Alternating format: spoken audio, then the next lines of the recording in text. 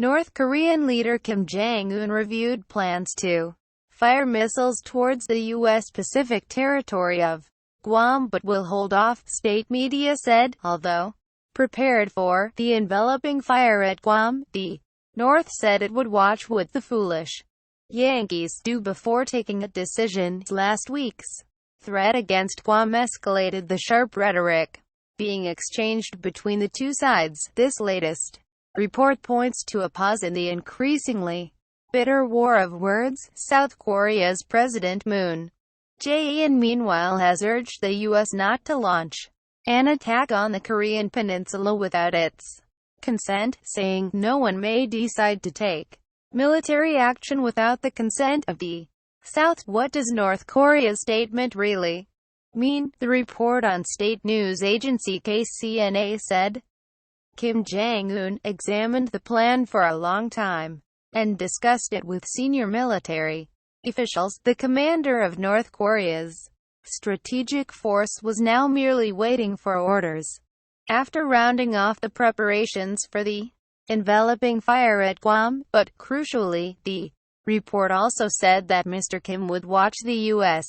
before making any decision, signaling an apparent deceleration in the provocative rhetoric. Correspondents say that after days of menacing threats, it might seem that Kim Jong-un could be in the mood to finally hit the pause button, but in a nation as secretive as North Korea, one can never be sure. Analysts say it could simply mean Pyongyang is not fully ready to launch an attack on Guam, so it could just be buying more time. What are North Korea's neighbors saying? South Korea and China, North Korea's closest ally, have been urging calm and a renewed push for diplomatic resolutions. On Tuesday, South Korean President Moon Jae-in said, the U.S. should not act unilaterally.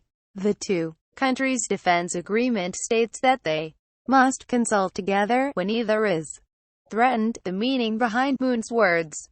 Jogita Lamay, BBC News. Seoul. Questions are being raised about whether America would need South Korea's approval to strike back at North Korea if Guam was attacked, according to international law and the military agreement between South Korea and the U.S. It does not.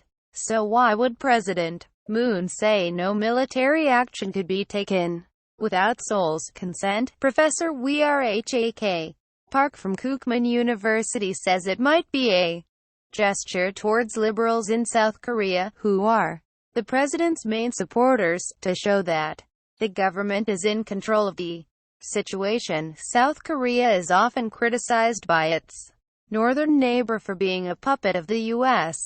So this could also be a veiled message to America to tone down the rhetoric. Whatever he means, the South Korean president's stance has been quite clear from the start. He wants a diplomatic resolution, and has reiterated that he's open to talks with Pyongyang. The K-pop concert seeking to broker Korean peace. China's foreign ministry on Monday reiterated its suspension for suspension proposal, where North Korea stops its missile tests in exchange for a freeze on military exercises by the U.S. and South Korea. China imposes an Korea imports ban. What is the latest comment from the U.S. Defense Secretary James Mattis?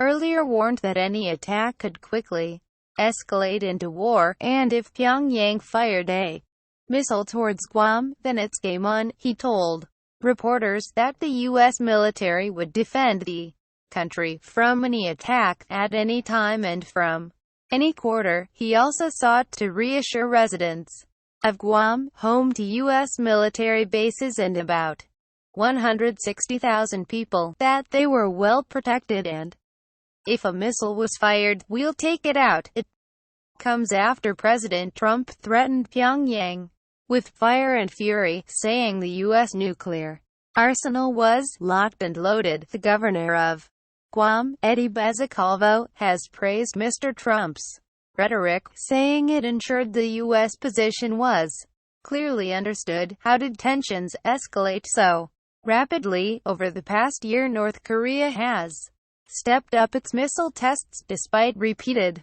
warnings from all quarters. The state had already conducted 5 nuclear tests, but then in July it launched 2 intercontinental ballistic missiles, ICBMs, claiming it now had the ability to hit the U.S. mainland. The UN then approved fresh economic sanctions against North Korea to pressure it into giving up its nuclear ambitions.